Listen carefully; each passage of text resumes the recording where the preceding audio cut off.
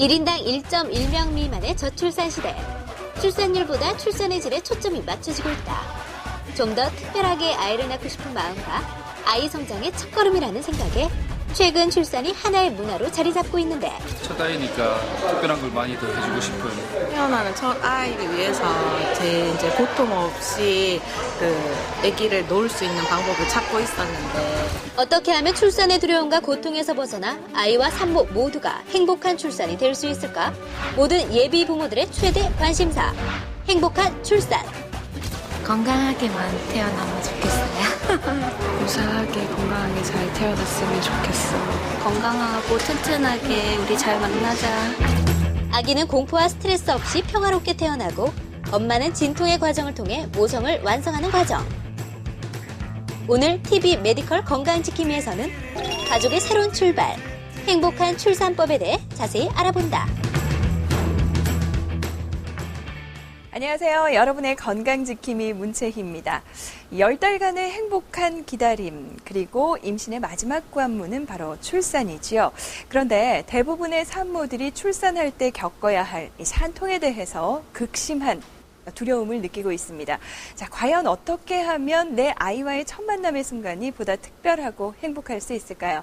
TV 메디컬 건강지킴이, 그래서 오늘 이 시간에는 행복한 출산을 위한 필요 충분 조건에 대해서 자세하게 짚어보겠습니다.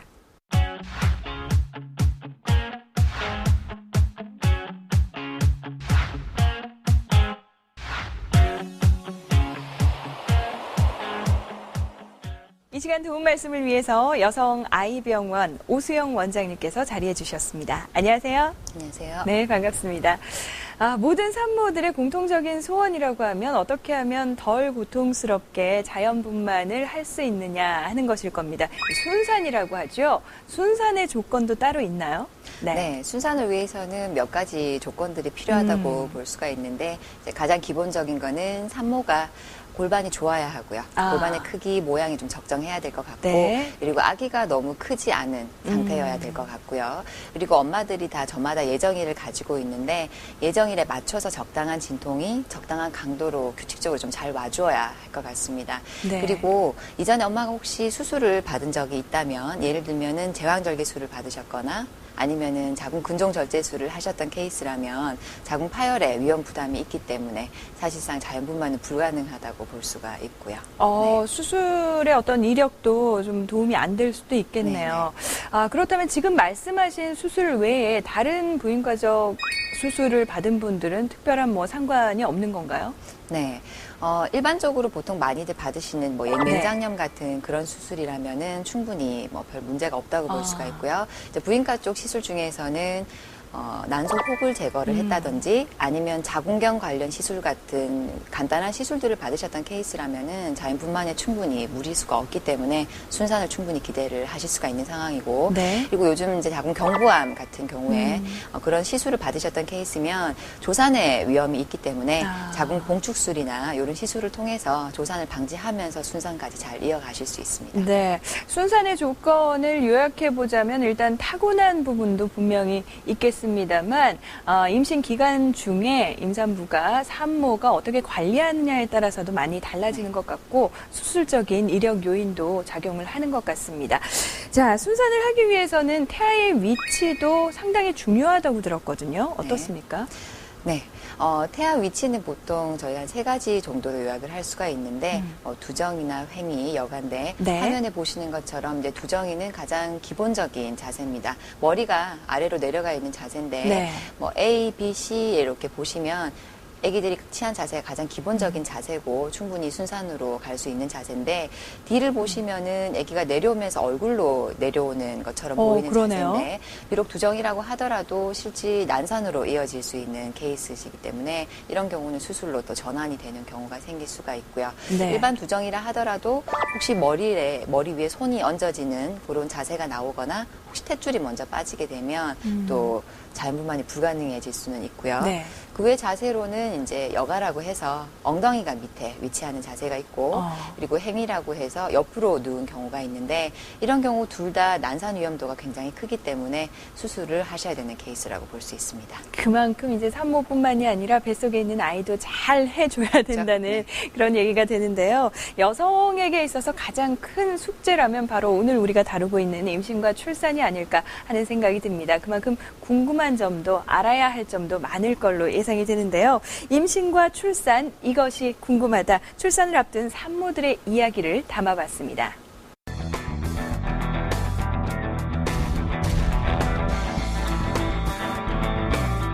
다이어트는 제가 알기로는 애기한테 안 좋은 영향을 미친다고 알고 있거든요. 막달 되니까 살이 많이 찌는 것 같아서 뭐 따로 운동을 해야 되는지.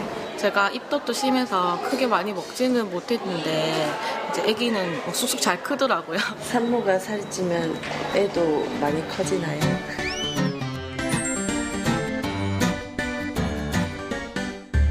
그야말로 임신과 출산 한마디로 한 생명이 이제 잉태가 돼서 태어나는 과정이다 보니까 복잡할 수밖에 없습니다. 그렇다면 이렇게 큰 아이를 낳게 되는 어떤 이유가 따로 있을까요? 네, 네. 보통 엄마 아빠가 크신 경우 유전적인 요인이라고 좀 볼 수가 있고요. 네. 두 번째는 남자 아기가 여자 아기보다 조금 더 크다는 통계가 있고요. 그리고 엄마가 아기를 많이 낳으신 분이라든지 아니면 과거 계속 큰 아기들을 많이 낳으신 경력이 있거나 아니면 의학적으로 볼 때는 엄마가 임신성 당뇨를 앓고 계신 경우에는 당대사 조절 장애 때문에 아기가 필요 이상으로 커지게 되는 그런 단점이 있을 수가 있고요. 네. 그리고 계속해서 이제 엄마가 체구가 계속해서 많이 찌는 경우에도 아기가 따라서 또 비만해질 수도 있다고 볼 수는 있거든요.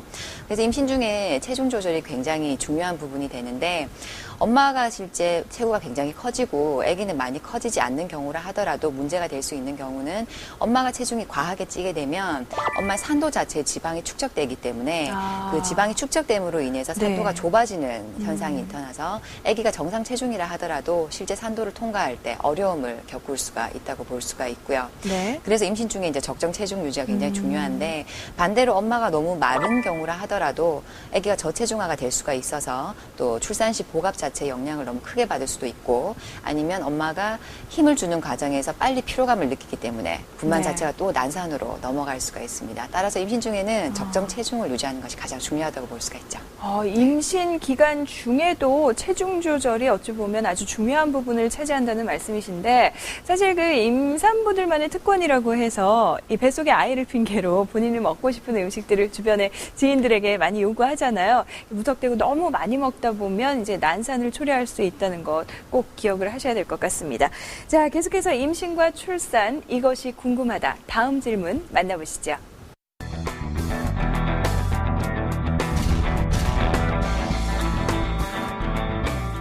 임신 중에 좀 무리하게 운동하면 그 몸에 이렇게 좀 안 좋다고 이렇게 말씀들 하시는데 그게 맞는지. 뭐 요가나 이제 지정된 그런 운동이 많은데 이제 집에서도 할 수 있는 그런 운동이 없는지. 임신 중에 몇 주부터 운동을 하는 게 적당한지 궁금합니다.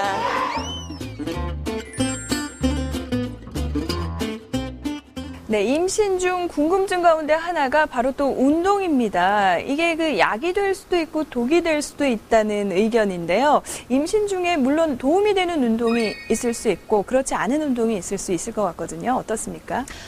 임신 중에는 기본적으로 충분한 운동을 하실 수 있으면 제일 좋은데 일반인하고 똑같이 운동을 하실 수는 없고 네. 이제 임산부에게 맞는 운동을 하시면 좋은데 보통은 특별히 이제 운동을 못 하실 사유가 없는 분이라면은 12주 내지 16주 정도가 되면 운동을 시작하셔서 본인에게 맞는 운동을 찾아서 하시면 좋을 것 같고요. 운동을 하실 때는 엄마가 약간 숨이 찬 정도로만 하시면 되는데 분당 맥박수가 한 150회 이하 정도 약간 숨이 찬 정도만 느끼시면 되고 네. 횟수는 일주일에 한 서너 번 정도 한 번 하실 때는 한 30분 내지 1시간 정도 하시면 좋은데 운동을 하신 다음에는 조금 충분히 휴식을 취해 주실 필요는 있고요. 엄마들에게 보통 가장 좋은 운동으로 저희가 보통 얘기를 많이 하는 게 수영이나 걷기 아니면 요가 같은 것들이 가장 좋다고 볼 수가 있는데 네. 요가 같은 경우라면은 또 스트레칭이나 명상을 하면서 호흡법도 같이 배우실 수가 있기 때문에 분만할 때 이제 도움이 또 많이 되는 부분이 있고 걷기는 또 가장 손쉬운 운동 중에 하나고요. 네. 수영은 이제 체중이 조금 많이 나가시거나 관절이 많이 불편하신 분이라면은 적극적으로 권장할 수 있는 운동일 것 같습니다. 네. 12주에서 16주가 지나게 되면 조금 안심하고 네. 운동에 돌입을 하셔도 될 것 같고, 그러니까 과하지 않은 상태, 땀이 그냥 조금 이렇게 새어나오는 정도까지만 하시면 무리가 없을 듯 합니다. 임신 중에 적절한 운동으로 산모와 태아의 건강까지 좀 챙겨보시면 어떨까 하는 생각이 드네요. 최근 들어서 그 분만 환경에 대한 관심도 아주 높아지고 있는데, 기존 의료진 위주의 분만법에서 벗어나서 최근에는 아주 다양하게 분만법들이 있더라고요. 네. 네. 대표적인 예가 요즘 관심이 많이 모아지고 있는 것이 자연주의 분만, 네. 인권 분만 이런 말들이 이제 많이 나오고 있는데 보통 많이들 알고 계신 부분이 르바이에 분만이라는 네. 건데요. 르바이에 분만은 프랑스의 르바이에 박사가 이제 제시를 한 방법인데 르바이에 박사가 임상에서 많은 산모와 이제 아기들을 겪다 보니까 네. 기존에는 산모 위주의 분만법에 좀 더 초점이 맞춰져 있었다가 실제 태아가 낯선 환경을 만나면서 겪게 되는 충격과 고통이 클 거라는 생각 아래에 만들어진 이제 분만법이라고 볼 수가 있는데 분만 환경 자체를 태네랑 굉장히 유사한 환경으로 만들어줘서 아기가 네. 태어날 때 스트레스를 최소로 받을 수 있게끔 배려하는 방법이라고 볼 수 있습니다. 우리나라 같은 경우에서는 한 2000년도 지나서부터 개원가를 중심으로 조금씩 시행하는 병원이 많아지고 있는 걸로 알고 있습니다. 실제로 그 산모가 겪는 산통보다 이렇게 그 나오는 아이의 고통이 훨씬 더 크다는 내용을 네. 접한 적이 있거든요. 네네. 그게 사실인가요? 네, 네. 그럴 가능성이 훨씬 많다고 볼 수가 있죠. 그래요? 엄마도 굉장히 이제 힘든 과정을 겪게 되는 거는 맞지만 그 통증이나 뭐 그 시간으로 봤을 때는 힘든데 네. 아기가 이제 그 약한 체구를 통해서 엄마의 좁은 산도를 통과한 이후에 갑작스럽게 바깥 세상에 나오게 되면 모든 환경이 갑자기 바뀌는 게 되기 때문에 네. 사실 거기서 오는 스트레스가 굉장히 크다고 볼 수 있겠죠. 그렇군요. 자, 백문이 불여일견입니다. 지금 방금 들으신 르바이의 분만법을 통해서 건강한 아이를 얼마 전 출산한 산모의 이야기를 만나보도록 하겠습니다. 출산의 전 과정을 화면으로 생생하게 담아봤는데요. 화면 만나보시고 다음 이야기 이어가도록 하겠습니다. 아빠는 딴 거 다 필요 없고 우리 긍정이가 건강하고 착하게만 자랐으면 좋겠다. 어른 공경 잘하고. 튼튼아 이제 만날 날이 한 3개월 정도 남았는데 건강하고 튼튼하게 우리 잘 만나자. 엄마 아빠한테 와줘서 고맙고 아직 모르는 게 많지만 잘 키울 수 있도록 제일 행복한 아가가 될 수 있게 노력할게. 10달의 행복한 기다림. 새로운 식구를 기다리는 예비 엄마들을 만나보자.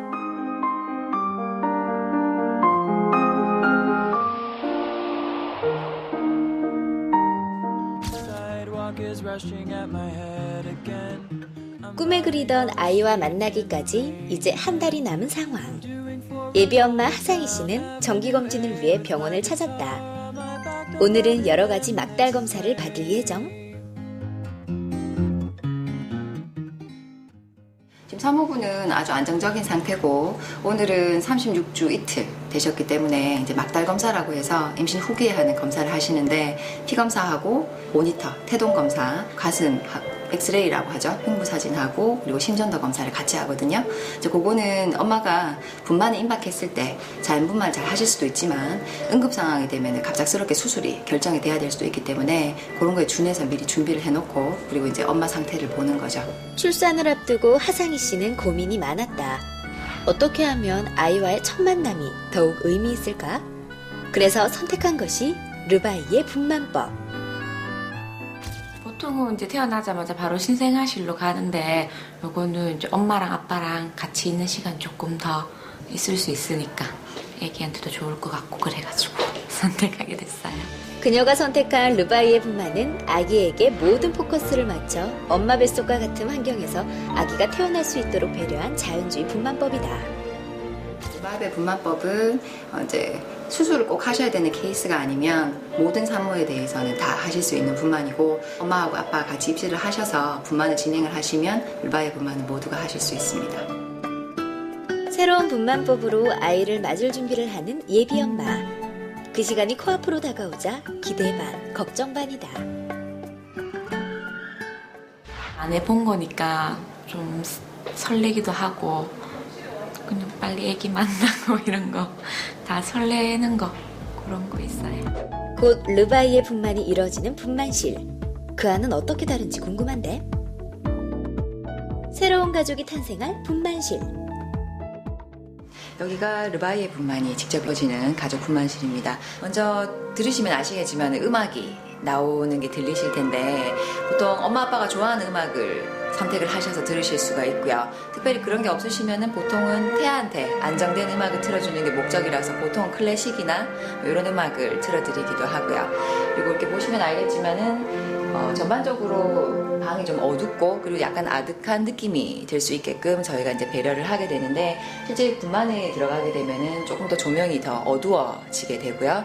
저희는 가장 최소 국소 조명만 사용을 해서 분만을 할 수 있게끔 그렇게 배치를 바꾸는데 아이가 처음으로 세상과 마주하는 순간 낯선 환경에 당황하지 않도록 최대한 아기에게 맞춰진 아늑한 분만실. 아기의 시각과 청각에 부담을 주지 않기 위한 공간 배치가 특징인데 여기에 긴 진통을 견뎌야 하는 산모를 위한 편의시설도 갖춰져 있다. 너무 감회가 남달랐어요. 많이 편하게 그러니까 안정감 있게 순산할 수 있도록 많이 도와주셨어요. 아주 눈물 났습니다. 태어나서 군대 이후로 처음으로였습니다. 이렇게 아이와 엄마, 아빠 모두가 행복한 출산이 이뤄졌다.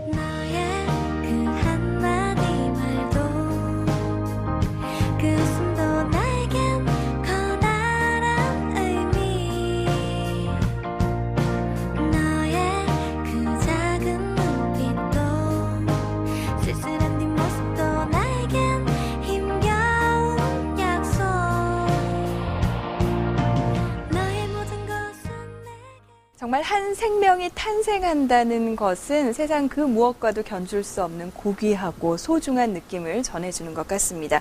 무엇보다도 이 출산의 두려움과 고통을 좀 이겨내야 하는 산모와 태아를 같이 생각한 그런 출산법이 아닐까 하는 생각이 드는데요. 르바이의 분만법, 장점도 있겠지만 물론 단점도 있겠죠. 장단점을 좀 짚어주실까요? 네. 르바이의 분만법은 앞서 보신 VCR에서처럼 태아의 감각신경을 배려한다는 것이 가장 큰 측면인데요. 네. 신생아 측면에서 봤을 때는 아기의 시각을 배려하는 차원에서 환경을 어둡게 하고요. 그리고 청각적인 배려를 위해서는 의료진이 최대한 조용하게 하는 방법하고 네. 그리고 엄마가 즐겨 듣던 태교 음악을 들려주면서 엄마나 아기 모두 좀 편안함을 느낄 수 있게 하는 방법이 있고요. 그리고 촉각에 대한 배려를 해서 태어나서 바로 엄마의 심박수를 들을 수 있게 해주고 그리고 엄마의 살을 만져볼 수 있게끔 네. 하는 그런 애착 현상 과정에서의 배려가 있고 그리고 중력에 대한 배려 차원에서 이제 양수처럼 비슷하게 따뜻한 물에 아기를 이제 넣었다가 이렇게 건져 올렸다를 반복하는 과정을 해서 중력에 적응을 좀 더 할 수 있게끔 배려를 하고 그리고 이제 아기는 나와서 바로 폐호흡을 해야 되기 때문에 태매액이 끊길 때까지 기다렸다가 태출을 잘라줌으로 인해서 아기가 폐호흡에 조금 더 적응하는 시간을 네. 배려한다고 볼 수가 있어요. 그래서 이제 그런 면에서는 아기의 감각을 많이 배려하기 때문에 최대한 충격을 조금 완화시켜준다는 르바이 박사의 이념에 가장 맞는 방법이라고 볼 수가 네. 있고요. 엄마 측면에서 봤을 때는 르바이 분만 실제 하려고 하면 아빠가 태교 전 과정부터 시작해서 분만에까지 적극적인 개입을 사실 해주셔야 하기 때문에 네. 엄마는 아빠가 옆에 있기 때문에 정서적인 지지를 많이 받기 때문에 출산 전후에 안정감을 회복하는 데 굉장히 도움이 많이 된다고 볼 수가 있고요. 그리고 엄마 같은 경우에도 이제 아기를 낳고 나서 바로 아기를 안아볼 수 있는 애착 과정을 거치게 되면 산모나 아기 모두 큰 이제 어떻게 보면 굉장히 큰 시련이죠.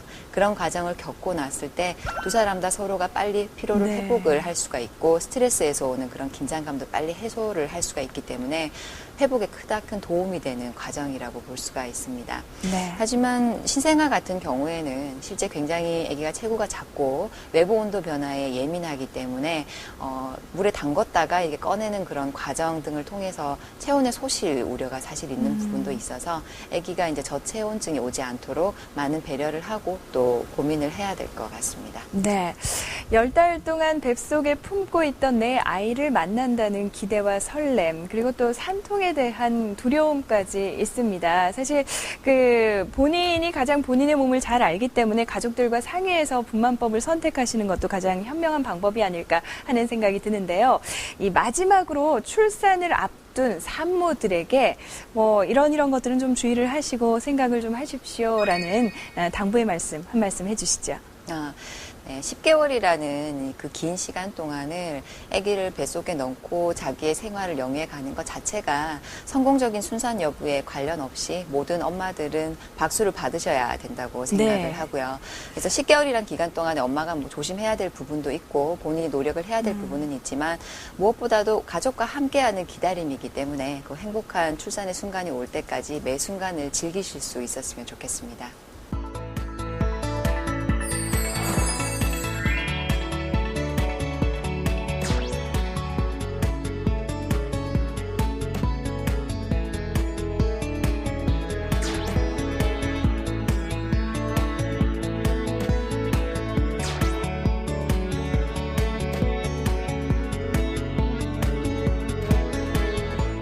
네, 지금까지 산모와 태아 모두가 행복한 출산법에 대해서 이야기를 나눠봤는데요. 무엇보다도 건강하고 행복한 출산, 그 출발점은 가족의 배려와 사랑에서부터 출발한다는 점 여러분께서 기억하셨으면 좋겠습니다.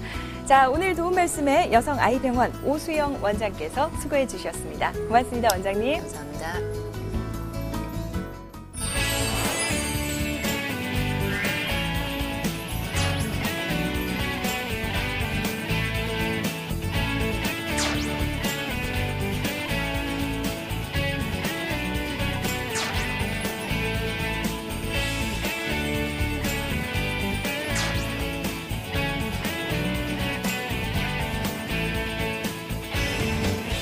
네, 현재 우리나라의 출산율이 1.19명이라고 합니다. 이 수치는요, 세계적으로 볼 때도 아주 낮은 수치를 기록하고 있다고 하는데, 아이를 낳아서 건강하게 그리고 잘 키우기 힘든 사회적인 분위기가 이런 저출산을 가지고 오는 하나의 요인이 아닐까 하는 생각이 듭니다.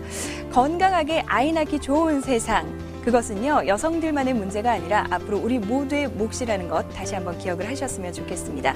TV 메디컬 건강지킴이, 저는 다음 시간에 더욱더 알찬 정보로 다시 찾아오겠습니다. 여러분 오늘도 건강하세요. 고맙습니다.